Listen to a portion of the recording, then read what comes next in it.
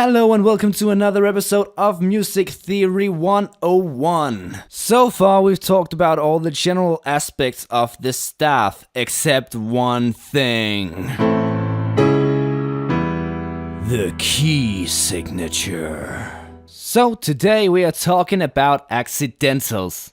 Wait, what? Well, before we can talk about key signatures, we have to talk about accidentals. And accidentals can be two things, symbols or notes. Firstly, let's talk about the symbols. When added to a note, an accidental symbol changes the pitch of the note. So for example, if this symbol, which is called a sharp, is added to a note, the note becomes a half tone higher. This note is then called an accidental, or for the sake of making this a bit less confusing, an accidental note. Moving on with the symbols, the three kind of accidental symbols are the sharp, which makes the note a half tone higher, the flat, which makes the note a half tone deeper, and the neutral, which annuls previous accidentals. The note's names also changes then, so it would be a G sharp, a G flat, and a G. Furthermore, the first two each have an alteration. The double sharp, which makes the note a whole tone higher, and the double flat, which makes the note a whole tone deeper. Now you might ask, what is the difference then between C double sharp and a D? And we'll get there. Because now we have to talk about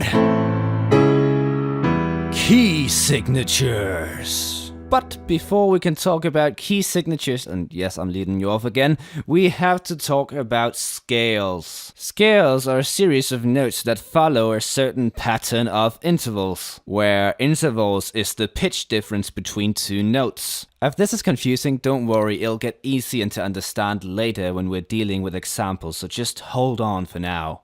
Now firstly, how many scales are there?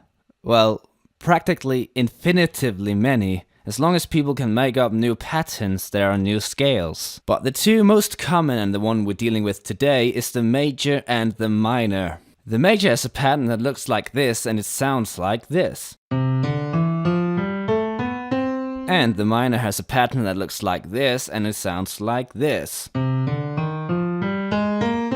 Let's focus on the first one. Every scale that follows this pattern is then a major scale, no matter what the primary note, meaning the first note in the scale, is, though it does alter the name. For instance, listen to this C major scale.